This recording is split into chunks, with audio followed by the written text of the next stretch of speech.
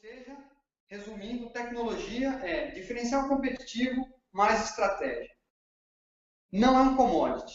Um exemplo, se você está utilizando um app ou um smartphone com o objetivo de ter um benefício, um ganho de produtividade, você está utilizando tecnologia.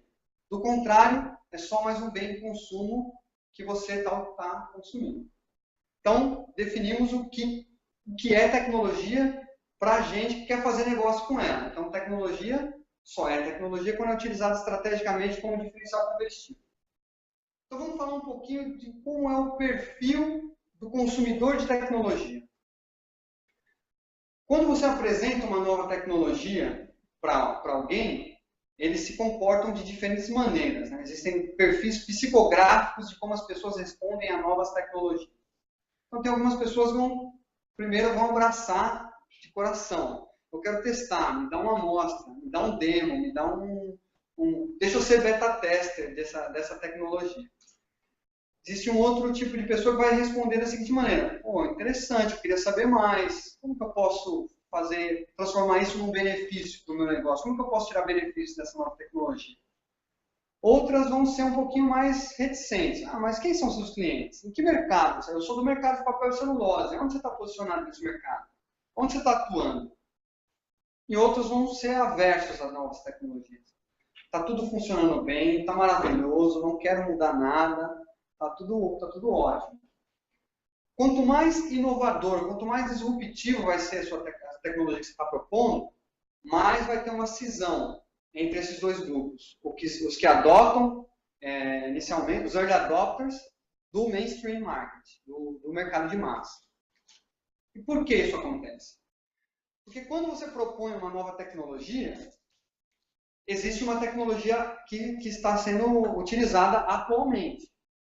E essa nova tecnologia promete entregar mais desempenho ao longo do tempo. Mas, no momento, a tecnologia atual ainda tem avanços, ainda permite avanços. Então, existem dúvidas e incertezas sobre se a nova tecnologia que você está propondo vai entregar mais benefícios, vai entregar mais performance no futuro. Mas ainda é uma promessa. Isso não se concretizou ainda. No futuro pode vir a entregar mais performance. Da mesma maneira como a gente viu um exemplo bem comum, trivial, da lâmpada incandescente e a lâmpada fluorescente, da lâmpada fluorescente para a lâmpada LED. Então existe essa troca de tecnologia. Né? E essas dúvidas e incertezas, elas trabalham muito a questão da pirâmide de Maslow, que para o marketing de bens de consumo eles usam como as pirâmides das necessidades, mas do ponto de vista do criador, né, do estudo de Maslow, é a pirâmide das motivações que são orientadas pelas necessidades. Então, o que acontece aí? Quando você tem essa questão de incerteza, a necessidade de segurança, de estar seguro, ela é primária, né? Ela é logo após as necessidades fisiológicas. E tem um pessoal aí que está remodelando essa pirâmide, né, falando que bateria, Wi-Fi, está antes das necessidades fisiológicas aí, né, uma nova versão da pirâmide. Então, o que acontece?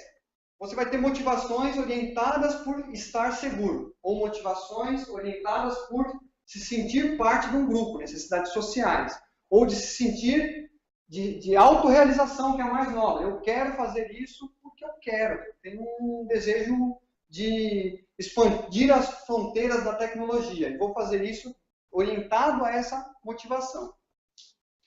Então, vamos utilizar um exemplo aqui tecnológico para mostrar que tecnologia depende de uma aceitação social. As pessoas precisam aceitar socialmente a tecnologia para ela ser adotada e virar uma tendência e ganhar escala. Então, vamos falar um pouquinho de história aqui, né? Existe esse aparato aqui que é uma agenda de telefones. Muito comum ali nos anos 90, era muito comum ter isso. Então, você tinha uma necessidade de ter Não tinha agenda de telefones, você tinha uma necessidade de ter os telefones das pessoas à mão. Depois tem esse aparato aqui que é um pager, onde você tinha necessidade de ser encontrado onde quer que você esteja, mesmo longe de um telefone fixo. Isso era amplamente aceito. Existiam alguns núcleos, né, de profissionais de manutenção ou médicos que usavam isso para ser localizado, independente do lugar onde estivesse. Isso era aceito. E a gente migrou para os PDAs. Aqui já era um device que não era amplamente aceito. Eu tinha um desse em 2004, eu adquiri um desse. Ele trazia benefícios para mim, mas eu não portava isso em público. Não sentia vontade de portar isso em público. Depois a gente migrou para os Blackberries ou o Palm Treo, aqui como uma extensão, um PDA aliado a um telefone, onde alguns executivos, alguns profissionais, era socialmente aceito ele portar algum device daquele tipo. Que aquilo era o precursor do smartphone.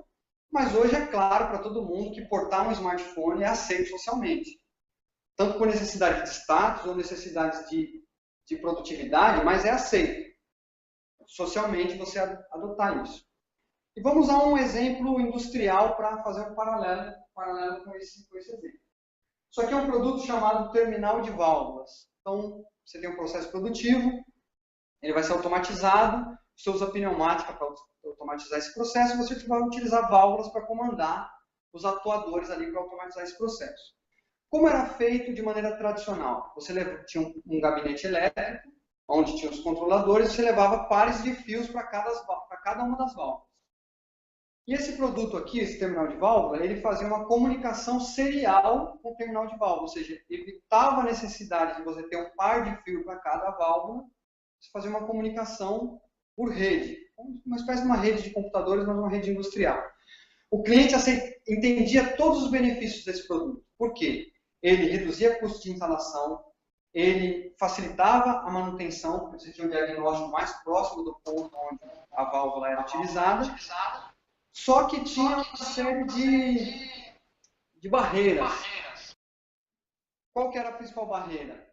Os integradores de sistema que faziam a instalação e a programação dos equipamentos falavam assim, ó, isso aí não vai funcionar, nunca trabalhei com isso, não sei se vai funcionar. Então o cliente final entendia os benefícios, mas um player importante no meio do sistema criava uma insegurança, que reduziu muito a aceitação desse produto. Qual que foi o antídoto para isso? O fabricante se associou a grupos de fornecedores dos protocolos de comunicação, onde eles prometiam a interoperabilidade desses equipamentos. Então, eu estava lá numa feira, no stand do Profibus, a Associação Profibus, onde tinha a Siemens, a Schneider, a Festo e vários fabricantes, e lá estavam os equipamentos operando em conjunto, demonstrando para o cliente que não existia risco nenhum daquilo não funcionar. Então você conseguiu uma chancela para o cliente deixar de temer que aquilo não funcionava, e aí aquilo foi aceito amplamente. Então, mostrando que a motivação de ter segurança impedia, era uma grande barreira à adoção de uma tecnologia que entregava um benefício real para os clientes, eles queriam e percebiam, mas a insegurança daquilo funcionar ou não foi uma barreira à adoção. Outra coisa que é bem interessante quando a gente fala de desenvolver negócios com tecnologia, principalmente no mercado B2B, é como as empresas ou as corporações adotam uma tecnologia. O que a gente geralmente fala? Que a tecnologia por si só não é capaz de entregar o benefício que ela promete. Ela precisa estar alinhada com processos e com pessoas. Então a gente sempre trabalha essa tríade. Então, no melhor dos mundos você tem um processo bem desenhado, as pessoas entendem e executam seus trabalhos conforme aquele processo e a tecnologia vem para apoiar que aquele processo seja feito daquela forma, ou automatizar o processo. Um grande exemplo disso é CRM. Se você está num CRM hoje, você vai vender mais ou vai ter mais informações sobre a sua equipe de vendas? Não. Se você não tiver um processo bem definido, no qual as pessoas precisam preencher o CRM, e se as pessoas não estiverem treinadas e souberem utilizar o CRM, aquela tecnologia que entrega mais informações para você vender mais, que é o CRM, não vai ser capaz de desempenhar aquele papel. Porque ela não está alinhada com o processo do cliente e não está alinhada com as pessoas daquela empresa que vai adotar.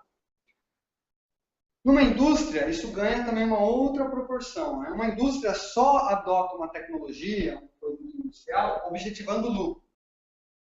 Esse produto tem que estar alinhado com as operações, com a estrutura e com a proposta de competitividade daquela indústria. Existe uma interdependência muito grande entre comprador e vendedor.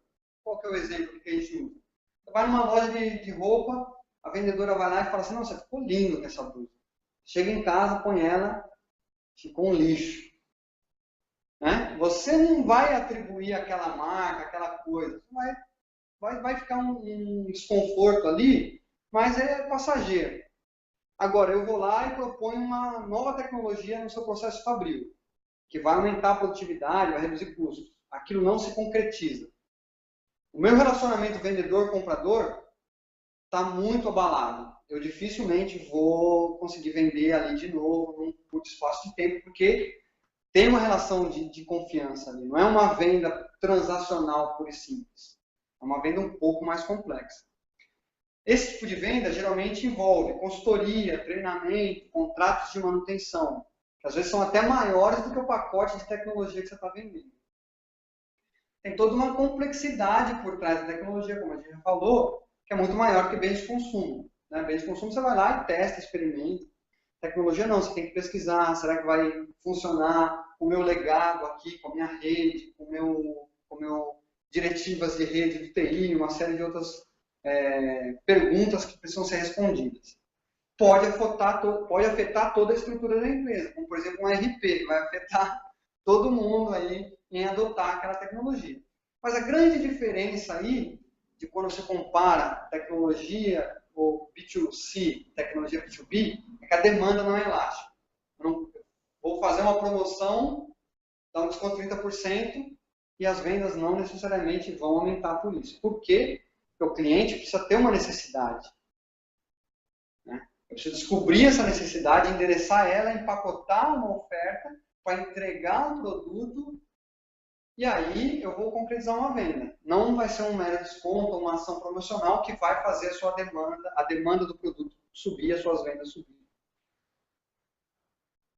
Outra coisa interessante é perfil de risco de empresa. Então você vai vender o seu produto, você estereótipa lá empresas que poderiam comprar esse produto. Mas você tem que se ater ao seguinte ponto. Essas empresas têm diferentes perfis de riscos, umas mais arrojadas e outras mais conservadoras. Então elas são classificadas em 3 tipos. As inovadoras, que saem na frente e inovam até seus próprios produtos, seus próprios processos. As seguidoras rápidas, que estão muito atentas às movimentações de tecnologia no mercado e seguem rapidamente novas tendências, mas com um nível de risco um pouco menor, que já foi testado em algumas empresas mais arrojadas, e empresas conservadoras que só mudam de tecnologia, de paradigma tecnológico, quando o atual virou obsoleto. Não tem mais peça de reposição, não tem mais saída, não tem mais suporte para a minha versão do Windows, vou ter que fazer um upgrade porque não está mais funcionando. Então é interessante entender isso para você estereotipar qual é o melhor tipo de empresa para o momento atual da sua tecnologia ou da sua proposta tecnológica. Então, talvez no início você vai mirar as inovadoras, até você ganhar cases que vai conseguir você migrar para seguidoras rápidas e usar argumentos mais fortes para chegar nas conservadoras. Outra coisa interessante para a gente olhar é um ecossistema tecnológico. Essa é a principal barreira pela qual o carro elétrico, por exemplo, ainda não é uma realidade. Já parou para pensar que você vai precisar não só de posto de gasolina, mas os mecânicos, que agora não são mais mecânicos, né? São eletricistas. Tem a parte mecânica ali, mas você tem que ter todo um outro ecossistema. Né? Será que eu vou ter posto de reabastecimento durante o meu trajeto? E reforçar a venda do seu produto. Então você fomenta o quê? Criadores de apps. Né? Então, a infraestrutura permite que você use o telefone em quase qualquer lugar, porque a gente tem uma cobertura de de telefonia ampla. Você tem o 3G, que permite que você use os aplicativos em qualquer lugar. Você tem todo um ecossistema de pessoas que desenvolvem e comercializam apps, que faz com que você deseje mais ter o smartphone, usar o smartphone para diferentes propósitos. Então, tudo isso reforça o próprio ecossistema e a venda de outros produtos dentro do ecossistema. Esse foi uma principal barreira, por exemplo, porque que a Palm, que saiu muito na frente com tecnologias muito inovadoras, não conseguiu entregar valor para o cliente, porque o ecossistema, eles eram uma empresa muito à frente do tempo dela. O ecossistema não estava preparado. A gente usava o padrão de comunicação de dados, era o WAP, né? Um padrão bem rudimentar, pouquíssima velocidade, pouquíssimos apps. Né? Então, isso fez com que a venda de smartphones naquela época não fosse algo amplamente difundido. E quando a gente vem para um exemplo industrial, é a linha de montagem de Henry Ford. Ele mesmo definiu que a inovação dele era baseada em outras 4 inovações que já existiam. O ecossistema já estava preparado para a linha de montagem.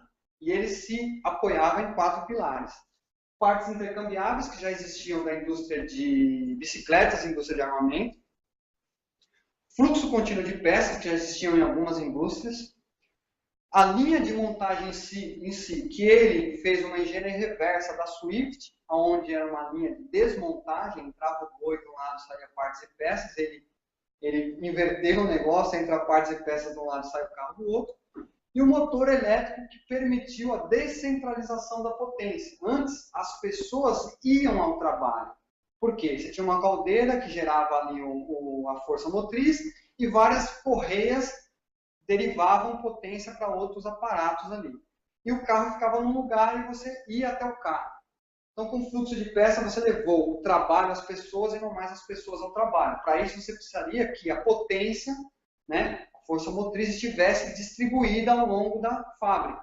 Isso foi possível com o carro elétrico. Ele mesmo disse que se ele tivesse tentado 5 ou 10 anos antes, ele teria falhado. Por quê?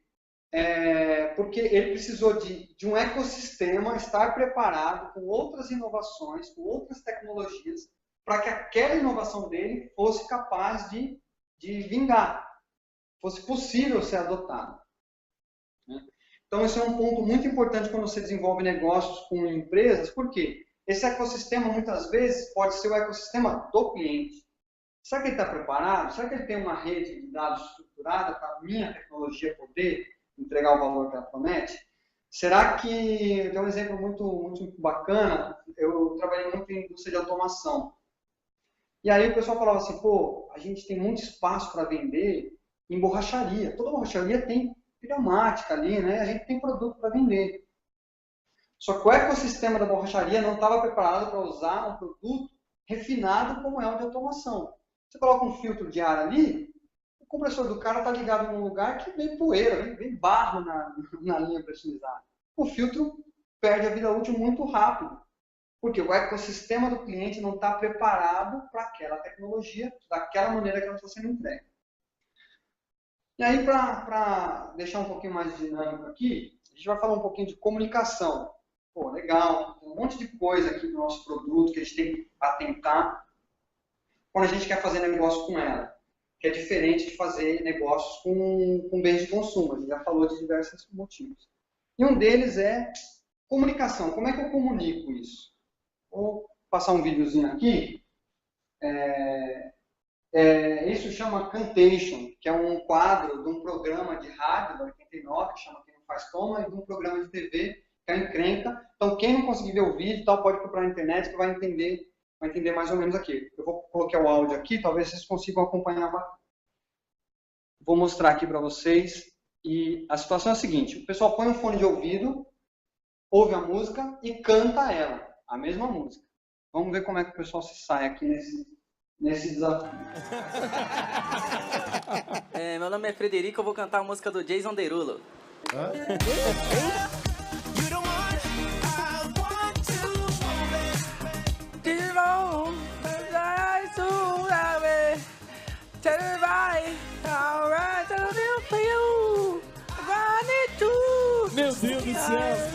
Quem que tá cantando isso?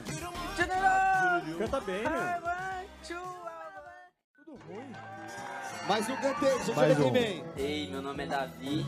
Eu vou cantar aí um Bob Marley aí, ó. Rapa aí, ó. Ó, Aê. Bob Marley pra Meu Deus do céu.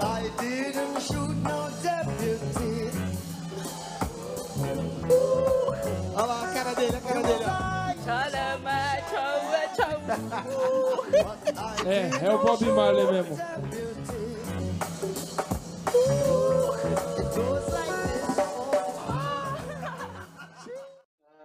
Não importa quantas vezes eu vejo isso, eu dou muita risada. Mas o que a gente quer trazer com isso aqui? Provavelmente, se o cara não tivesse fone de ouvido, ele não se sentiria tão confiante para fazer isso. Então, ele se sente imerso numa realidade no qual deixa ele confiante para cantar, para transmitir aquela mensagem. Só que ele está muito imerso na realidade. Para ele, não está cantando mal. Porque ele ouve a bateria, ouve a guitarra, back vocal, ele se sente no palco, ele se imagina no palco e ele ganha confiança e fala e demonstra. Só que ele está tão imerso numa realidade que ele não consegue imaginar como é que é do outro lado, como que o cara está recebendo aquela mensagem. Ele está muito imerso naquela realidade. Está muito... tá lindo, está maravilhoso, está perfeito, está muito legal aqui. E o que é isso? A gente chama isso de maldição do conhecimento. Basicamente é o seguinte, você não consegue se imaginar no lugar de alguém que não tem os mesmos conhecimentos que você. Quando você reconhece isso, você para pensar tudo que você faz com o vista de comunicação. Por quê? Eu estou aqui e vou vender uma tecnologia para vocês. Só que eu sei bastante daquela tecnologia. Para mim tem coisas que é óbvias. E eu quero impressionar vocês, eu quero mostrar o que eu conheço e tudo mais, mas muitas vezes vocês não estão imersos nessa realidade que eu estou. Você está imerso na sua realidade, do seu negócio. O cliente está imerso na realidade dele, dos problemas dele, de como ele resolve os problemas, e a gente está imerso na nossa. Então o que acontece? Dá esse gap de conhecimentos, ou tem coisas que você acha que é tão óbvio para você, só que para o outro cara não é. Né? Isso foi um estudo feito por pessoal de economia, que no mercado de ações, se você não soubesse sobre qual empresa você estava negociando as ações, isso aumentava seus resultados do que diminuía seus resultados. Então, o conhecimento, de alguma maneira, ele é uma maldição. Você não consegue se colocar no lugar de alguém que não conhece aquilo que você conhece. E em negócios de tecnologia, em negócios industriais, você está muito imerso em conhecimento. Seu produto é muito complexo. Você vive, respira aquilo. E o cliente não. Então, para isso, a gente trabalha o que a gente chama de marketing de conteúdo, que é, seu cliente precisa conhecer sobre a tecnologia, ele vai pesquisar sobre aquilo, seu produto é complexo, ele quer entender como ele funciona, então é muito aderente para negócios de tecnologia e negócios industriais, trabalhar marketing de conteúdo. Como que você faz isso? Você vai abstrair a complexidade para atrair o cliente e conduzir ele a um processo de se interessar cada vez mais pelo produto. Mas, para isso, você precisa pensar com a cabeça do cliente, tirar o chapéu de vendedor e colocar um chapéu de comprador e pensar, reconhecendo que você está imerso na sua realidade, pense como é estar imerso na realidade do cliente. Para entregar produtos de comunicação que falam a linguagem do cliente e mostram para ele que, usando o seu produto, consegue resolver problemas e dores do cliente. Quais são exemplos disso? Seminários web, como esse que nós estamos fazendo aqui. Escrever artigos, cases, ou vídeos demonstrativos do produto. Né? A gente, aí agora unindo um pouquinho os pontos, né? A gente faz isso de alguma maneira. A gente pensa uma comunicação para produtos e tecnologia, que é usar o fluxo que chama AIDA, que é Awareness, Interest, Desire and Action. Só que o awareness a gente chama de aprendizado. No primeiro momento, a gente precisa aprender sobre o seu produto, sobre a sua tecnologia, sobre como usa aquele produto, para que ele serve. E você vai abstrair a complexidade, porque você está imerso na realidade do produto, e o cliente não. Segundo ponto, você vai começar a mostrar aplicações, onde ele é usado para isso, para aquilo. A gente vai começar a criar interesse.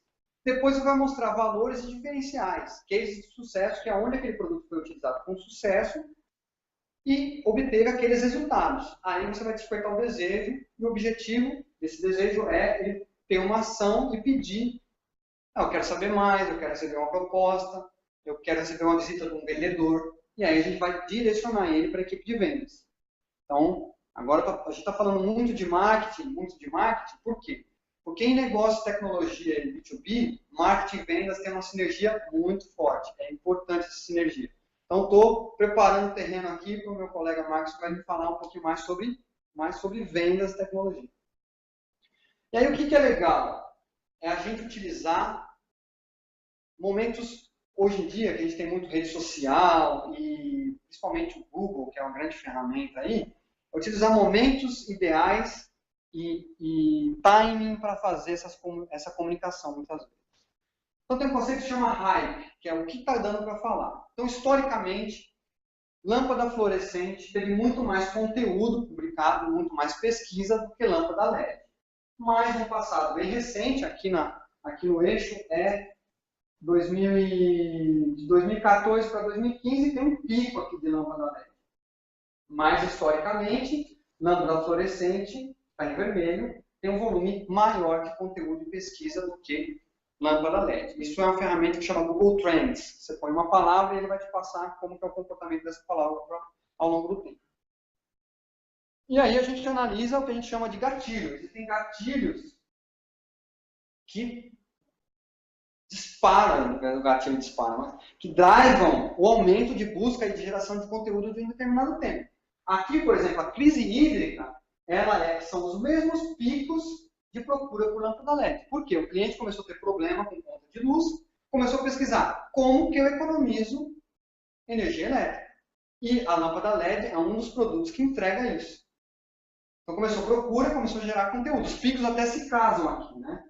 Os picos da crise hídrica com os picos de aumento de procura de lâmpada LED. Esse é um bom momento para você começar a utilizar um gatilho como esse para divulgar o seu produto, fazer marketing de conteúdo alinhado com um assunto que está dando o que falar no momento, que é hashtag, que é trending topics e tudo mais.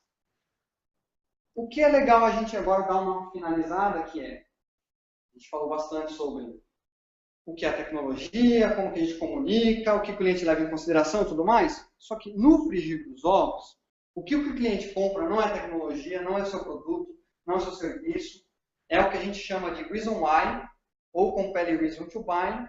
Numa tradução livre, é o que a gente chama de que vantagem Maria leva. O cara não compra o produto, ele compra algum desses benefícios que está aqui. Ele está procurando isso. Indiretamente, o seu produto entrega ou se propõe a entregar isso que ele está procurando. Mas o que ele quer é isso e não o seu produto. Então, o ideal é que a gente entregue isso e o produto indiretamente. A tecnologia vai ajudar o cliente a atingir esse, ou seja lá qual for o desafio dele.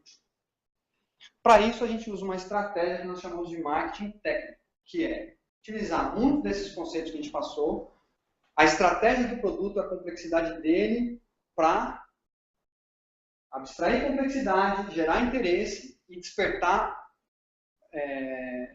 gerar demanda, o desejo de comprar um produto. Fazer o cliente querer comprar antes de você ir lá vender, que facilita muito as coisas, principalmente no mercado industrial. Então, como funciona isso? Então, a gente usa o marketing técnico, no qual a gente vai fazer planejamento, gestão, criar métricas e acompanhar isso para criar leads qualificados. O que são leads qualificados? São nomes e formas de contato de pessoas, e você saber quais segmentos que elas estão e qual produto que ela está interessada. E você vai transferir isso para vendas. E aí vendas vai trabalhar na conversão desses leads em dinheiro. De um lado entra lead e do outro lado sai dinheiro. E para isso, eu vou chamar o Marcos para falar um pouco mais sobre vendas de tecnologia. Não, mas 30 minutos no máximo. Estava até 8h30. Dá. Não, tô aqui. Tá ouvindo? Tá legal? Legal. Legal. Legal, boa noite, pessoal. Meu nome é Marcos, estou me apresentando aqui, também sou formado em engenheiro. Trabalhei 13 anos na área de empresas de tecnologia. Meu foco é maior vendas. E agora a gente vai começar a fechar os pontos aqui com o que o Rogério comentou, que é importante a gente entender esse conceito de tecnologia e como ela é adotada. E o Rogério falou bastante do marketing, porque no caso de tecnologia, o marketing é fundamental para gerar demanda e ficar mais barato no processo de vendas, né? Então, o que é uma mudança que está acontecendo hoje? E eu queria compartilhar com vocês o que está acontecendo assim, atualmente. Tradicionalmente, no processo de venda de tecnologia ou no venda industrial, qual que era o papel do marketing? Era atrair pessoas, fazer uma feira, aí ia gente na feira, e quem ia lá na feira? Vendedores. E aí o vendedor fazia algo que a gente chama de nutrição desses leads, ligava e falava, tudo bem, eu tenho aqui eu tenho uma nova tecnologia, a gente lançou um produto novo. O vendedor fazia a qualificação, via se esse lead tinha potencial, via se era lead mesmo, buscava oportunidade. Qual que é o problema disso? É caro você ter uma pessoa fazendo isso. E qual é o movimento que está acontecendo? O marketing está vindo mais para baixo no fundo. Então, por isso que a gente deu esse foco até maior na parte de marketing também, porque o marketing ele está sendo responsável por nutrir o lead, por fazer a qualificação do lead, por identificar o potencial. E vendas, ela fica mais focada na hora de visitar o cliente e fechar a venda mesmo, né? Então, esse entendimento é importante. E eu vou começar aqui, primeiro, entendendo a integração do marketing e vendas. Como que isso acontece na prática? Tá? Na prática, é o seguinte. Marketing gera o que a gente chama de MQL, que é Marketing Qualified Lead, e vendas vai lá converter esse cara e transformar em dinheiro. E como que essa integração acontece na prática? Um dos métodos é esse. Eu pego meu Marketing Qualified Lead e vejo qual que é o percentual desses leads entregues por marketing que virou Sales Accepted Lead. Eu preciso dessa métrica. Isso é um risco muito grande quando eu não meço isso. Eu não estou medindo a eficiência, como eu meço a eficiência do marketing. É vendo qual percentual de clientes virou oportunidade. E também serve para pegar e realimentar a máquina de marketing. Então a gente começa por aí, essa métrica é importante. E eu queria contar um caso engraçado aqui, que acontece quando essa comunicação não é eficaz. Eu trabalhava numa empresa de tecnologia e dos equipamentos que a gente vendia era de radiofrequência para teste celular. Então, um dia ligou um cliente lá, ele fazia pesquisa celular, e aí a pessoa que qualificou falou, vendedor, vai lá. E o vendedor foi com equipamento de radiofrequência para fazer um teste, na época acho que era pesquisa 3G. Então, foi lá cheio de equipamento para vender um teste de celular. E chegou lá, era um hospital, e a pessoa fazia teste de células-tronco, se não me engano. Teste de célula, ou seja, frustração, né? Então, na prática, o que isso acontece? Como que a gente, hoje, nos nossos negócios? Esse feedback serve para fazer o ajuste do scoring, ou seja, para fazer o filtro de quando um lead é qualificado mesmo, fazer o ajuste do meu discurso de marketing, quais mídias eu vou usar e ações de marketing digital, ou marketing de conteúdo, por exemplo. Legal? Então, primeiro, eu preciso integrar marketing e vendas. E a hora que a gente fala de vendas, eu e o Rogério, a gente visita bastante cliente e a gente ainda é engraçado como a imagem é essa daqui do vendedor. Quando a gente olha, vamos fazer vendas, é o cara lá que nasceu vendedor. Esse cara ainda é tratado como um dom. E principalmente em tecnologia, isso não acontece. Tá? Então, por exemplo, numa venda B2C, transacional, que o cara precisa entrar e vender rápido, ali, senão o cliente vai embora e não mais volta, ok, uma pessoa nesse perfil, ou no perfil mais comunicativo, funciona bem. Em tecnologia, não. Tá? Ou não necessariamente. Então, a gente brinca que, no caso, vendas não é magia. A gente tem que usar metodologia. E eu queria compartilhar com vocês algumas coisas aqui.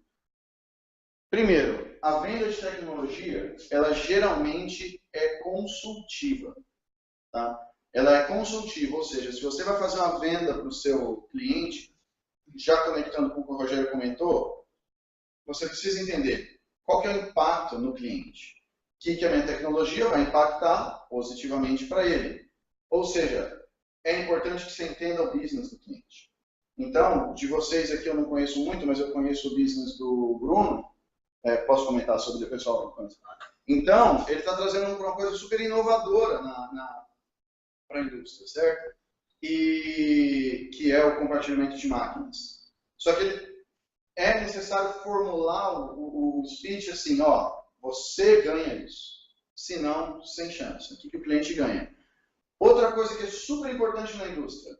Tá, beleza, eu ganho isso agora. E daqui 5 anos? Então, é importante fazer essa declaração dos clientes. Olha, daqui 5 anos essa tecnologia vai existir, ou a nossa empresa, você acha os argumentos para mostrar a maior solidez possível da sua empresa, porque isso importa para o cliente industrial. Entender as barreiras de adoção e comunicar para o cliente como elas podem ser sobrepostas. E oferecer serviço é super importante. E que isso é o mais legal da indústria, porque o cliente paga por serviço. Ele paga para você ter um contrato de manutenção, para você oferecer uma garantia estendida. Então é obrigatório. E não teria como eu entrar muito aqui em venda consultiva, mas eu queria deixar para vocês aqui um dos livros que eu mais... É um dos meus livros preferidos, que explica modelos de venda, que é esse livro, chama Selling the Wheel, chama Vendendo a Roda. Eu acho que ele tem versão em português. Se vocês não lerem esse livro, leiam. Você vai ler esse livro, a leitura é simples e vai ficar claro os diferentes tipos de vendas e qual que o seu produto encaixa. Tá? Outra característica importante na parte de vendas de tecnologia é o seguinte: você precisa conversar com um monte de gente. Não é só o usuário final. E se você negligencia um deles, pode ser muito pior, porque depois que você fecha o contrato, essa pessoa vem. Por exemplo, vendi um software. Por exemplo, software para compartilhamento de máquina. Se eu não envolvo o TI antes, o TI vai se envolver depois. E vai aumentar muito o seu custo de implantação. Então, é uma complexidade na venda de tecnologia. Tem que falar com o TI, tem que ver como que esse negócio vai ser classificado, se vai ser como serviço, se vai ser como produto, como vai ser classificação fiscal, tem redução de imposto, não tem, tem que falar com finanças, tem que falar com o pessoal de compras, talvez com engenharia, manufatura, ou seja, se você vai fazer uma venda de tecnologia, sempre faz essa pergunta para o cliente. Pergunta o seguinte: quem mais precisa estar envolvido nessa decisão? Quem mais precisa estar envolvido? Às vezes o cliente não tem essa noção. Eu já cansei de visitar um cliente, está quase para fechar, quando chega para fechar, aparece mais 3 que precisa tomar a decisão e atrasa o processo. Então fica essa sugestão para vocês. Uma parte muito interessante também aqui, a negociação de tecnologia, ela tem que ir além do preço. Ela tem que ir além do preço. Então, a questão é, como que eu faço para vender um produto mais caro para o cliente? A pergunta que você tem que se fazer é, qual que é o valor que eu entrego para esse cara? Qual que é o valor? Se eu entendo qual que é o impacto no business dele, eu entendo quanto ele vai lucrar com isso. Portanto, eu consigo precificar melhor. Então, arrumar maneiras dele pagar mesmo. Ele paga mais caro, paga 2 vezes pelo seu produto. O que ele perderia se ele não comprasse? Essa é uma pergunta poderosa. Se você consegue fazer o cliente entender o que ele vai perder se ele não tiver sua tecnologia, é um argumento muito mais poderoso do que você dizer o que ele vai ganhar. Naturalmente, o ser humano tem mais aversão à perda do que ambição ao ganho. Então, é uma técnica importante. Mostra o que ele vai perder se ele não tiver a aversão que ele vai ganhar. E aí a questão vira, não quanto ele vai investir, mas como que ele vai viabilizar o investimento. Queria trazer outra sugestão de leitura para vocês nesse caso, que também é o melhor livro que eu já li sobre negociação. Chama Getting to Yes. Não sei o nome da versão em português, acho que é Chegando ao Sim, Como Chegar ao Sim.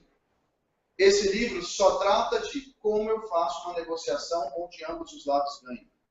Você sai do modelo eu ganho, você perde, para um modelo todos ganham. Tá? Então, super recomendo. E avançando agora na parte de vendas, eu vou fazer um paralelo aqui. eu sou meio fanático por administração de tempo, adoro esse tema. E uma melhor frase que eu li para e-mail, administração de e-mails, é: não importa o método que você usa para ver e-mail, o importante é que você tenha um método. Eu quero trazer isso para vendas. A princípio, não importa muito, se você não tem método para vendas, não importa qual método você vai pegar, mas use o método. Não seja o cara que vai atirar para todo lado. Então, pega lá o que o Rogério comentou, entenda seu cliente, faça o estereótipo do cliente inovador e manda bala, ataca esse cara e tem um processo. O que na prática é esse processo? Esse processo pode ser de várias maneiras. Primeira regra, tem que ter um passo a passo da venda. Tem que ter um passo a passo. É natural, vocês estão trabalhando aí com startup na área industrial, vocês visitam o cliente várias vezes. Mas a pergunta é, cada visita que é feita, está claro na cabeça qual que é o passo da venda? Se isso não está claro, é um trigger vermelhinho, é um problema. Isso pode dar vários nomes. Tem gente que divide a venda em estágio de qualificação, avançar, quando eu fecho, quando eu entrego. Outra maneira é, quando eu consigo fazer uma visita, quando eu consigo fazer uma cotação, quando eu consigo quando o processo está na área de compras, quando eu estou na área de entrega. Esse método é legal. É quando eu falo, eu estou em 10%, 30%, 70% e 100%. Qual que é a vantagem de eu separar desse método? Aqui, eu já consigo fazer previsão de faturamento. Por quê? Se eu tenho R$100 mil em oportunidades nessa fase de 70%, quer dizer que eu tenho a probabilidade de faturar R$70 mil. Em vendas, a gente sempre precisa da fase da venda e o forecast. Ou se tiver 100 ideias, passo 1, passo 2, passo 3, passo 4. Tá? Não tem... Primeira sugestão nossa, separa em passos. Tá? Separou? Próxima sugestão, documenta o que é cada passo. Então, duas sugestões aqui. O que é realmente 10%? Eu compartilho isso com vocês porque a gente já viu isso em várias empresas acontecendo. Tem 5 vendedores, cada um tem 5 oportunidades em 30%. E elas são em fase totalmente separada. Porque na cabeça de cada vendedor, 30% é uma coisa. Então tem que dominar, tem que descrever o que é 10%. Agora, principal, quais perguntas eu preciso fazer para o meu cliente quando a minha venda estiver em 10%? Quais tarefas o cliente tem que fazer quando ela está em 10%? Quais são as minhas tarefas? E de quanto em quanto tempo eu vou rever essa oportunidade? Então, primeiro, definir o que é cada passo. Segundo, definir as condições de transição para o próximo passo. Então, quando que eu vou avançar? Então, é importante ter isso, a definição de cada passo e a definição das condições de avanço desses passos. Ou seja, quando que eu passo de 30%? Quais são as condições para passar? Olha, essa pergunta ela é super poderosa, pessoal. Quando que eu falo não para uma oportunidade? Não sei se alguém de vocês já foi no cassino em algum lugar fora do Brasil, mas sabe aquela sensação que você está jogando e perdeu, e agora você sabe que você precisa sair, mas na verdade você não quer sair porque você já investiu e agora quer recuperar? Acontece em vendas. E é super difícil. E se você deixar isso na mão do vendedor, ele não vai querer largar. E corre o risco dele ficar batendo lá na oportunidade perdida. Então documenta. Quais condições eu vou falar? Perdi, vou para outra. E aqui também, em cada fase, quem precisa ser envolvido numa oportunidade. Aqui pode ser só o usuário final, aqui pode ser o gerente, ali precisa ser um diretor, entender qual que é o decisor. E eu vou trazer uma regra que eu considero regra de ouro numa visita de vendas. Em cada uma dessas fases, a venda consultiva, você precisa fazer muitas reuniões com o cliente. Pergunta que você sempre faz se você for fazer uma visita. O que você está oferecendo para o cliente nessa visita de valor? Já conheci pessoas que o cliente simplesmente parou de receber. Conheci vendedor que o cliente, ele ligava lá, o cliente falava, cara, hoje eu estou ocupado, hoje eu estou com projeto, hoje eu estou com reunião, hoje tem auditoria. Aí 2 semanas depois, hoje tem auditoria. Pô, mas de novo, 2 semanas depois? Porque o vendedor não estava mais agregando valor para o cliente. Então, aqui é onde eu acho que está todo o espírito da venda consultiva, Não é você ir lá para vender o seu produto, é você ir lá entender a necessidade do cliente e ajudar ele a comprar. Na hora que você esquece isso, fica difícil vender. Uma dica aqui também, que isso aqui é totalmente básico, mas é impressionante como eu converso com o gerente de vendas e eles ficam putos da vida, porque que, não sei se é brasileiro, não sei, por que a gente não faz isso, quer se preparar. Vai para uma visita de vendas, de tecnologia, principalmente as visitas que você tem muitos passos. Se você saiu do seu escritório para visitar o cliente e não sabe qual que é o objetivo final daquela reunião, ou seja, quais são as condições que vão fazer aquela reunião ser um sucesso, se você não sabe isso, para no posto de gasolina e escreve isso. Senão, é grande chance da visita ser frustrada. Então, o que vai ser? Eu vou sair com o que de lá para ela ser um sucesso? Porque eu não vou na primeira visita e não vai sair um pedido de compra. Então tem que ser uma fase. Você pesquisou tudo do cliente? Muito comum a gente chega no cliente e fala: o que sua empresa faz? Quantos funcionários tem? Ela tem capital aberto? Isso não precisa perguntar na reunião, tem que pesquisar antes. Fez sua lição de casa, né? Fez uma ligação antes para o cliente, já para perguntar coisas que você pode perguntar remotamente, não numa visita de venda. E o que seria o melhor dessa visita? O que eu sairia de lá e falaria: beleza, superou as expectativas.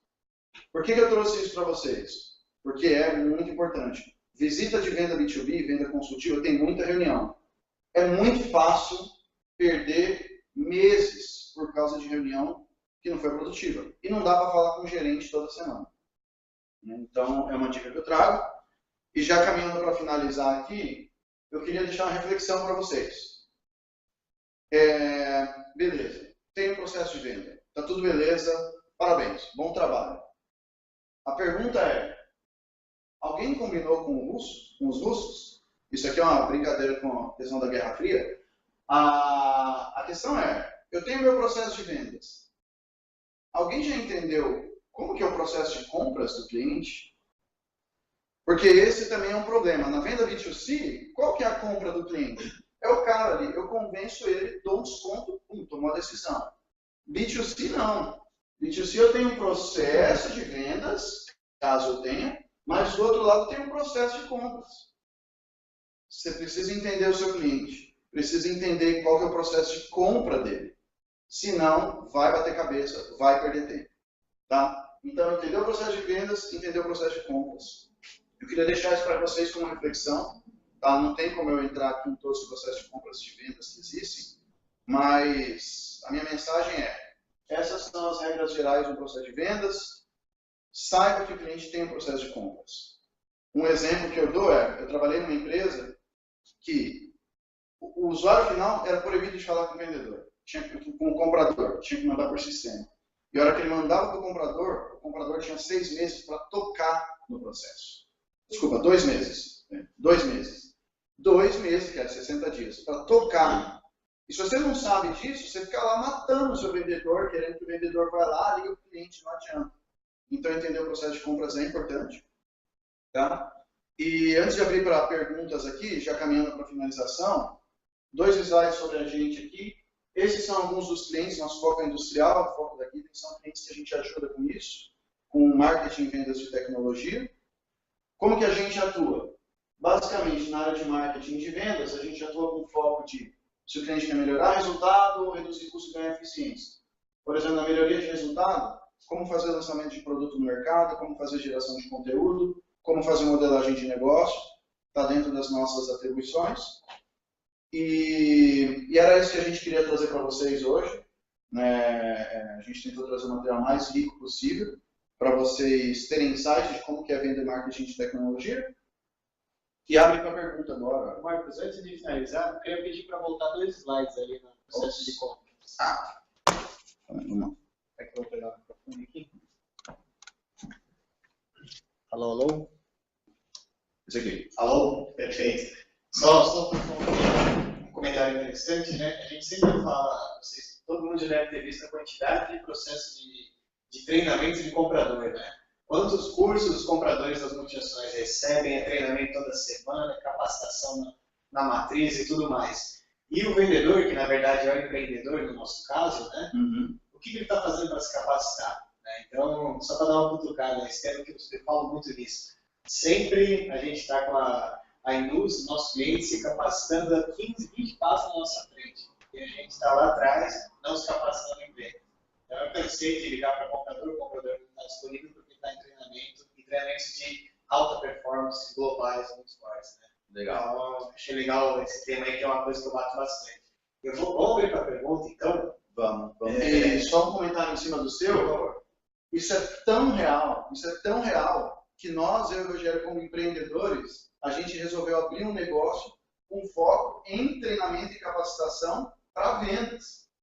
Porque esse gap que você falou existe. Então, como que a gente enxerga, como que vocês enxergam o problema também, é uma oportunidade. Exatamente. Tem que ter essa capacitação, eu acho que é o primeiro passo que a gente está dando hoje para esse grupo. Então, tem muita coisa para evoluir, né? Vamos ver se existem perguntas, por favor.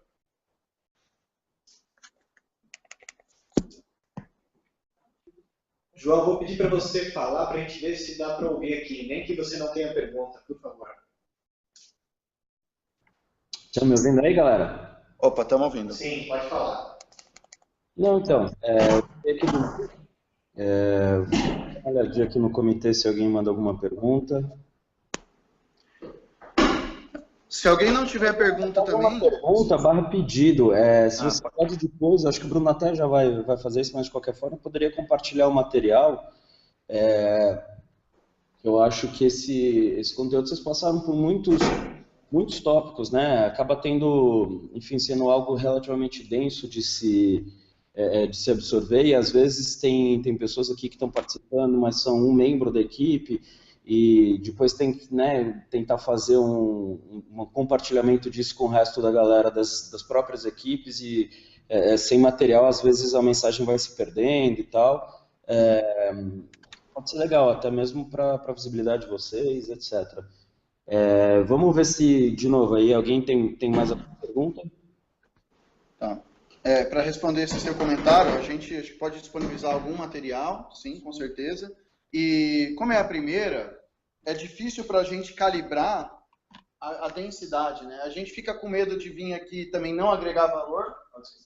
A gente fica com receio, eu preciso lá, tá todo mundo gastando tempo, a gente quer agregar valor. Por outro lado, tem a maldição do conhecimento que o Rogério falou. Às vezes a gente fala, vamos trazer uma coisa simples, e traz muito denso. Legal, então podemos disponibilizar alguma coisa. Os livros que eu recomendei lá, acho que é uma boa também. E se ninguém tiver pergunta, lembrei que eu ia falar. Se alguém quiser fazer um comentário sobre a apresentação, ajuda muito a gente a formular os próximos. Tipo, pode ficar à vontade, tá, pessoal? Então, sem estresse. Se puder falar, olha, tem a ver com a minha realidade, não tem a ver com a minha realidade, está muito denso, está muito raso. Assim, tranquilo, sem ofensas. Assim, é legal se vocês puderem dar um feedback na hora aí. Então, se eu puder dar um... Como um primeiro, eu acho que ele cumpriu perfeitamente com o propósito de ter um apanhado geral e tal. Tem muitos pontos aí que podem ser pontos a ser, de repente, até votados entre o pessoal para ver quais são mais críticos a serem aprofundados. Questão de marketing de conteúdo é um universo muito grande. Enfim, tem o próprio processo de vendas. Eu fiz um workshop de dias e tudo mais. Obviamente, entendo que... né, não dá para passar tanto conteúdo de uma única vez, mas eu particularmente vou ser honesto de que a minha percepção foi extremamente positiva. Legal, ficamos felizes de saber, viu? Que atendeu aí a primeira... Nada pior do que ir numa apresentação de que o conteúdo não tem nada a ver com o título, né? Eu vou aproveitar, eu vou ter que sair agora aqui, o meu coworking, o espaço aqui ele fecha às 8. Cara, além de agradecer muito mesmo os convidados e os palestrantes por compartilharem o conteúdo, por estarem se envolvendo com... Tem aqui, qual a melhor estratégia para manter o relacionamento contínuo com o cliente? Apareceu uma pergunta do Lindomar. Tá, qual que é a pergunta? Tá. Para manter relacionamento contínuo com o cliente. A pergunta é qual é a melhor estratégia para manter relacionamento contínuo com o cliente? Legal, ótimo. Qual que é a melhor estratégia para manter relacionamento contínuo com o cliente? Isso é importante entender qual estágio está o seu relacionamento com o cliente. Né? Se você está... Vamos colocar o seguinte, até em vendas tem o conceito do cara que é o hunting e o farming. que é o hunting? O hunting é o cara que vai caçar cliente mesmo. Nesse caso, ele ainda não é seu cliente, mas ele é um prospect. Então, a estratégia para manter relacionamento é marketing de conteúdo, por exemplo, compartilhar assuntos daquela tecnologia e tentando entender o momento de compra dele, para quando ele precisar, ele levantar a mão e lembrar de você. Então, a maneira digital é a mais barata e bem eficaz, mas ligar mesmo é uma boa. O farmer é aquele vendedor, que o farmer vem de fazendeiro, né? Que é o cara que você já tem uma base de clientes, só que você está lá para manter vendas repetitivas, fazer vendas recorrentes. Então, manter o relacionamento também digital é bom, mas esse cara tem que ter uma cadência de visita dos clientes. Tá? A gente chamava isso na empresa que eu trabalhava de Milkman Road, que é o caminho do leiteiro mesmo. É o cara pegar e de tempos em tempos estar no cliente, tem que estar lá, tem que defender posição e também tem que convidar para um evento, fazer um workshop dentro do cliente é ótimo. Adoram. Pegar e chegar, chama todo mundo aí que eu vou vir falar de uma tecnologia. Outra coisa muito legal que ajuda a manter relacionamento com o cliente. Você tem contato com o usuário final, fala para ele, vamos arrumar um tempo com o seu gerente que eu vou trazer o meu gerente. E às vezes quando a empresa é pequena, a gente não tem tantos gerentes assim, então você traz uma outra pessoa. É impressionante como isso dentro de uma empresa faz sentido. Você traz alguém diferente, todo mundo te dá atenção, a pessoa valoriza você. Então acho que tem maneiras digitais, mas se já é cliente, manter o caminho do leiteiro ali, sempre visitar, traz alguém de fora, traz uma novidade. Quem aqui não gosta de alguém ligar e falar, cara, estou aqui trazendo uma novidade só para você. Então, respondeu a pergunta, Rogério. E é o que o Marcos colocou na dica de ouro, né? Agregar valor nas visitas. Né? Então, porque senão você vira carne de vaca. Então, essa estratégia de levar o gerente, levar outra pessoa da equipe, é justamente para isso, para trazer uma nova visão, para trazer novos insights. E é isso, é pensar como que eu ajudo o cliente, não como eu vendo meu produto. Quando você muda essa cabeça, né? De pensar, não, como que eu vou lá para vender? Não, como eu vou lá para ajudar o cliente? A receptividade é outra, porque a gente na função de vendedor, muitas vezes não é bem-vindo, né? Ninguém quer comprar, na verdade assim, ninguém quer que você vá lá vender para ele, mas todo mundo gosta de comprar. Todo mundo gosta A compra ela é psicológica. É psicológica. Então, é facilitar, só não atrapalhar os clientes de comprar. Eu ouvi uma frase de uma pessoa que eu considero um dos meus mentores, que é o Dave Wilson lá também, ele falou, cara, se o seu cliente estiver feliz, seu telefone nunca vai deixar de tocar. Então, tem mais alguma pergunta? Bora, galera. Se alguém está assistindo no YouTube e quiser mandar no grupo... Eu tô lendo aqui, pessoal. Pode mandar, eu tô na mão aqui, tá? Se ninguém mandar, ou enquanto estão mandando, João, eu vou fazer uma pergunta aqui, que acho que é um tema que todo mundo tem, uma pergunta demorada de responder, mas eu vou cutucar. Vamos lá. Como vender o seu primeiro produto para o seu primeiro cliente se você não tem um rastro, você não tem nenhum histórico do mercado? Eu acho que é uma pergunta que vários de nós têm, ou vão ter, ou já tiveram recentemente. Nossa, essa pergunta realmente é muito boa. Quer muito começar? boa. Essa daí eu sei que o Rogério gosta. Sair do zero. A gente tem uma situação muito bacana que a gente criou a empresa para explorar uma oportunidade. Então isso facilitou muito, porque a gente surgiu uma oportunidade que era, quando eu estava procurando uma nova posição profissional, surgiu a oportunidade de explorar aquilo como negócio. A gente formatou a empresa e foi. Isso ajudou muito. Mas, de maneira geral, você ainda não tem autoridade como empresa, mas você talvez tenha autoridade como profissional e buscar a sua área de influência mais próxima ali. Pessoas que trabalham com você, empresas que você já trabalhou, pessoas que já conhecem você de alguma maneira. Não conhecem a sua empresa, mas conhecem você e estão dispostos a comprar de você e não necessariamente da sua empresa. Porque também o que acontece é o seguinte, como experiência própria. Trabalhei em empresas que tinham equipe de vendas muito grande. E o que acontece? Você compra de pessoas, não de empresas. Você compra de pessoas, não de empresas. Em algum momento, a empresa pode fazer algum nível de insegurança para quem está comprando. Mas essa empresa e tal. Mas se você é o cara de confiança, o cara vai confiar. Então, muito importante. É a sua confiança que está em jogo. É a sua credibilidade ali como entregando. Né? Então, isso é muito importante. Você falar assim, não, tenho, e principalmente como a gente falou, relação interdependência comprador-vendedor. Se eu fizer boas vendas, vai ter recorrência, vai ter case, vai ter futuro. Se eu fizer má venda, vai ter problema para mim. Legal. Aí posso ter um comentário também. Essa pergunta é muito boa, Bruno, que é correlacionar com a sua apresentação das empresas ou pessoas que assumem maior ou menor risco. Sempre vai ter aquele cara ou aquela menina ou aquela pessoa que é o louco. Ele vai falar, cara, isso é novo? Traz que eu quero testar. Tinha um cliente meu que ele trabalhava dentro de uma grande indústria, que era conservadora, mas ele era muito engraçado, porque ele falava, ó, tudo que você for lançar, você me mostra primeiro, porque eu quero ser o primeiro a comprar no Brasil. Então, existem perfis de pessoas que são mais inovadoras. Agentes de mudança. Agentes de mudança. Se você identificar esse cara, não importa, ele vai falar, se seu produto não estiver pronto ainda, estiver no começo, esse cara vai entender. Essa pessoa vai entender. Então, é isso que o Rogério falou, é a pessoa que vai comprar de você, e não necessariamente da sua empresa, e aquele early adopter mesmo, um agente de mudança, aquele cara que é incomodado. Esse tem maior chance. Tem maior chance. Por quê? Porque ele vai apostar. Então, quando ele falou, perfil das pessoas e o perfil da empresa. Então, é muito ruim, isso até dá para usar uma vertente para você falar de gestão de pessoas. Você pega um cara que é um inovador, um visionário, põe ele numa empresa conservadora, o cara, você está matando o cara. Você mata o cara. Até que ou o cara consegue mudar aquilo ali dentro e ele ser um inovador, ou como a gente fala, intraempreendedor, né? Um empreendedor dentro da empresa, ou o cara vai para outro lugar.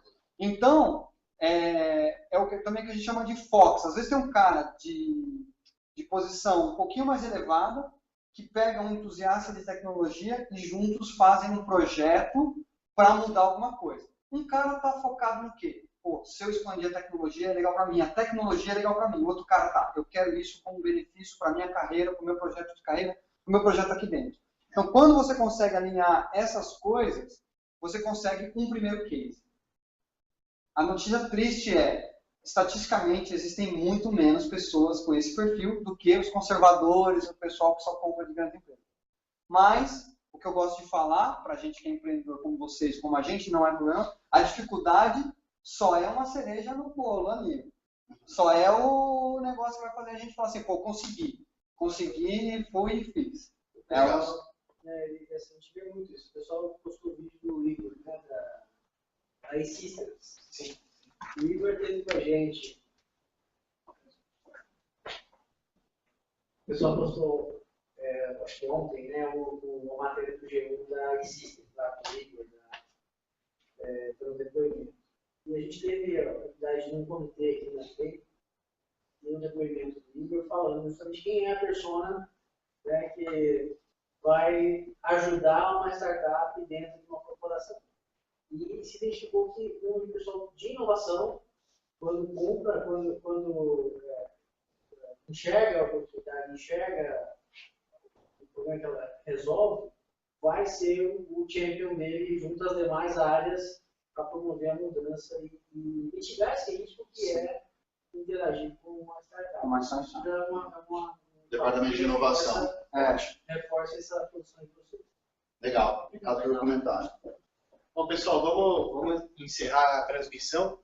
Quero agradecer, então, o pessoal do Marcos. Obrigado. O Rogério também. Obrigado. O pessoal da Ampen disponibilizou espaço para a gente. O Ricardo e o Alex. E a gente vai continuando os temas aí, tratando novos assuntos e moldando as palestras. Obrigado aí, pessoal. Valeu, pessoal. Boa noite.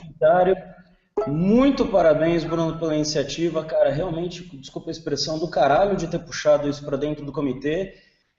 Se todo mundo, cara, achar oportunidades assim e correr atrás e tal, a gente vai ter uma gama muito grande de conteúdo, de ajuda e de colaboração. Então, cara, animal, salva de palmas de pé, acima de tudo, também pela iniciativa. E vamos que vamos. Legal. Vamos lá, João. Boa Obrigado, sorte aí, galera. Até mais, pessoal. Tchau, tchau.